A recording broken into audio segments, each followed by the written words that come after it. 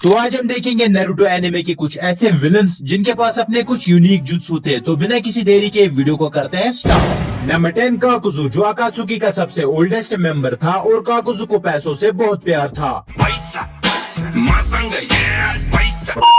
और तुम्हें एक इंटरेस्टिंग बात बताऊं, काकुजु को एक मिशन पे भेजा गया था हाशिरामा को मारने के लिए।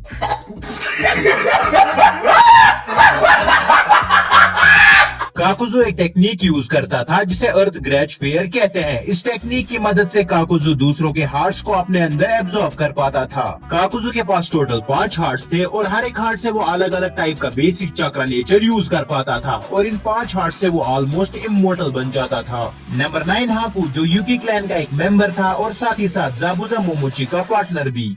सॉरी।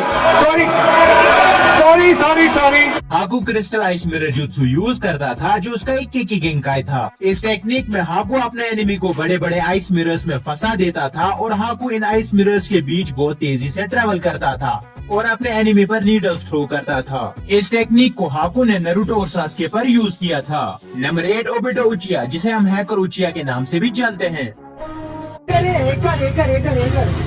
हैकर है भाई साहब, इसको बोलते हैं कि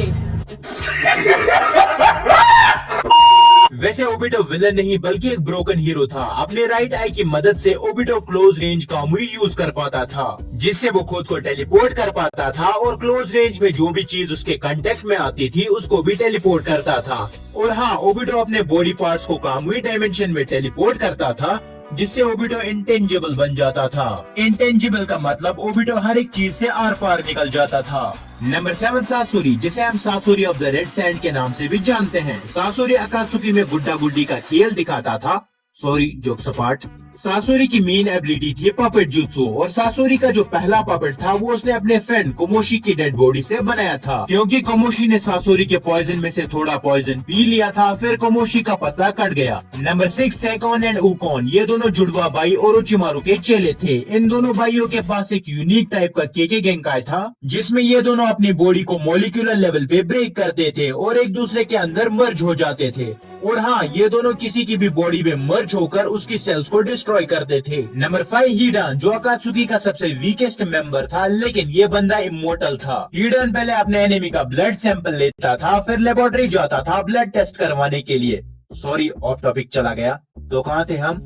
हाँ, हिडान पहले अपने एनिमी का ब्लड सैंपल लेता था और उस ब्लड को टेस्ट करता था। उसके बाद हिडान अपना मौत का खेल शुरू करता था, आई मीन रिचुअल, और उसकी बॉडी का कलर ब्लैक एंड व्हाइट हो जाता था और उसके बाद हिडान अपने आप को ही मारने लग जाता है। जो चोटें वो खुद खाता है वही उसके एनिमी को फील होती है, समझ गए? नंबर 4 किमीमारू, जो ओरोचिमारू का सबसे वफादार और ताकतवर गुलाम था। किमीमारू कागुया क्लैन से बिलोंग करता था और किमीमारू के पास एक यूनिक केके गेंकाई था, बोन मैनिपुलेशन। इस टेक्निक की मदद से किमीमारू अपने बोन्स को वेपन्स की तरह यूज कर पाता था। अगर किमीमारू यहाँ पे अपनी बीमारी के कारण नहीं मरता तो वो रॉकली और गारा की मतलब इन दोनों को खत्म कर देता। नंबर 3 देइदारा, स्टोन विलेज का देसी कलाकार। इसकी खास एबिलिटी थी एक्सप्लोजन रिलीज, मतलब धमाके करना। नंबर 2 कबूटो याकुशी, कबूटो चक्रा स्कैल्पल्स जुत्सु यूज करता था। इस जुत्सु की मदद से कबूटो किसी को भी टच करके उसके मसल्स को अंदर से काट सकता था, लेकिन स्किन नहीं कटती थी,